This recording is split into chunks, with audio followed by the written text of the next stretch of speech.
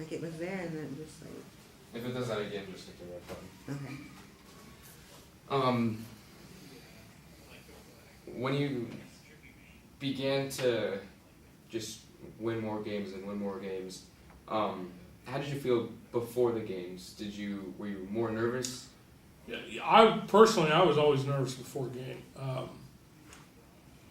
One of the things that's is kind of an interesting thing I used to do hours before the game was, and you young people probably never heard of him, but there was a rock and roll artist named Peter Frampton, and he had just come out with an album, Frampton Comes Alive, which was one of the best-selling albums of all time. We didn't know that at the time.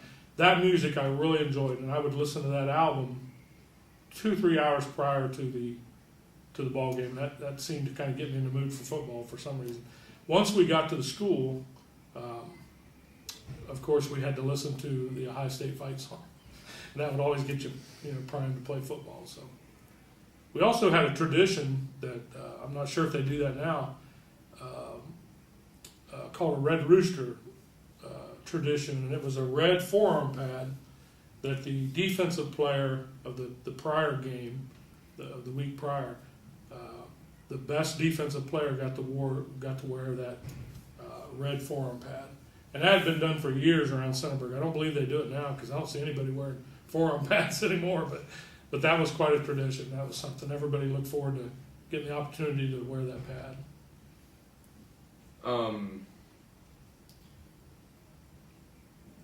Did the town support you throughout the whole season, or did the support grow as the wins? I would say they supported us throughout the whole season. You have to remember, this was our senior season. Prior to that season, we had winning seasons every year. And I think the townspeople, as well as we were very confident bunch of football players.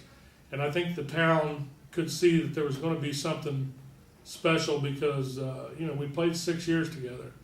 And we were coming around real well. So I think the town I can remember riding through town and seeing, balloons on the houses and signs along the roadway.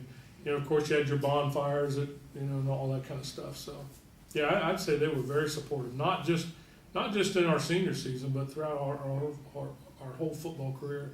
Centerburg, back in those days, was a football school. Nowadays, Centerburg's more of prior to this season, Centerburg has always been a basketball school and a volleyball school. Back in those days, Centerburg won a lot of championships in football. I don't remember what I was going to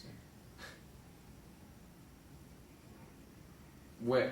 Going into the season, could you guys tell that it was going to be a good season? Did you have the feeling that it was going to be an undefeated season?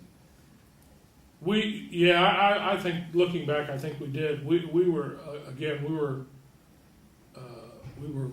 very secure in our ability to play football. We were a cocky bunch because we'd been undefeated in several seasons prior to that season. I don't know what grade school you said you were a sophomore, or that he said that. Whatever grade you're in, as you approach that senior year, there's a swagger that comes about being a senior. And yeah, we had great expectations to be undefeated. And I remember our coach was telling us that if you go undefeated this year, if you win a league championship and you go undefeated, you will talk about this the rest of your life. And he was right. Here it is 37 years later, and you're interviewing me about it. So he was correct.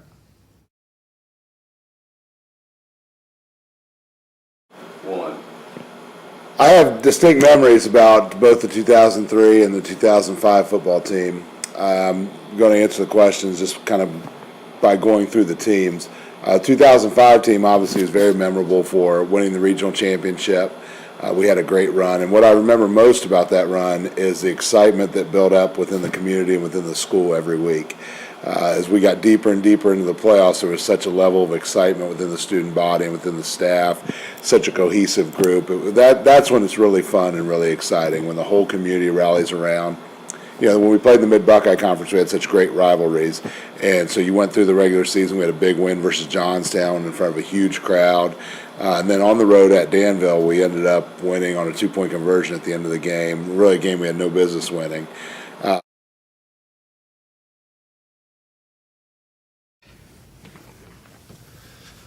always want to get the championship shirts in there.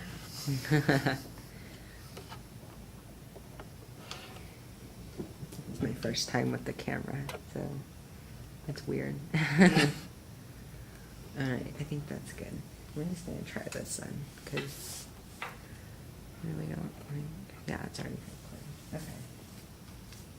So basically, I'm just writing a story on the football team and like the history of how we went to playoffs like twice, and then way back in '76 when we like were undefeated with the 10-0 score. And so basically, I just thought of asking you some questions about like what it was like to be on the 2005-2003 team and like how it's affected you, and just kind of get an idea of what it was like. Go. Just speak kind of loudly, Andrew, because we're not sure if we're All right. So how did it make you feel to be part of a winning team and going to playoffs in 2005 and 2003? Well, obviously being a part of a lot of success is, something a lot of people don't get to experience. And when you experience those kind of things, you feel really special and important to a lot of people, especially to your community because you're representing your community. But more importantly, it's about, the camaraderie and being a part of a team. And it's, being able to experience a lot of success together as a group when you're all working so hard to achieve something is one of the most special things you can ever experience in your life. That's why, we always try to preach to the kids to, come closer together any way they can, perform as a team. And that's kind of what we did in 2003 and 2005. We had a lot of guys that were, senior leaders, and they were close, and it brought a lot of us closer together. And the same thing in 2005, we were a close group of seniors.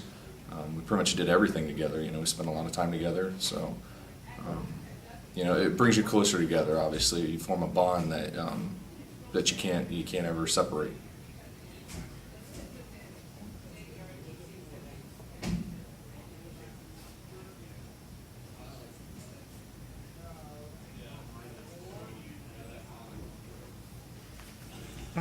How has the experience affected you personally? Well, obviously, back then, being young, you don't quite get a full grasp of what's going on, right then at the moment. But when you get older and you look back on things, especially now as I'm starting to coach, you look back on things and you realize that it was a lot bigger than what you understood at that moment. Just being a kid, you don't understand a whole lot of stuff, but as you become an adult, you start to understand that it meant a lot to a lot of people. And it shaped some of the values that I've come to hold dear, as I've grown up, especially being a leader.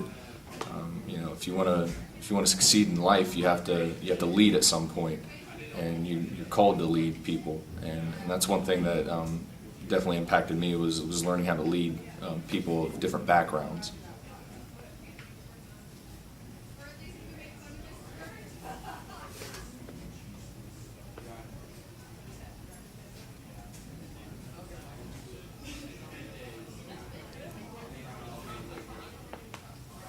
Did you have any superstitions that you followed or relied on to? Oh, there's always superstitions. I know back in 2005, it was always something that I did, and there's people who are all about diets and everything. But before every game, I'd make sure that I'd have a can of Pepsi and a bottle of Propel.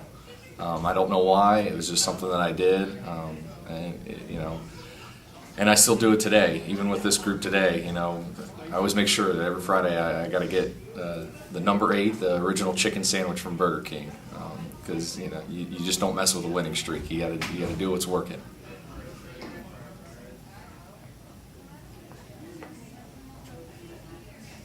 What do you coach? Running backs and linebackers. Okay.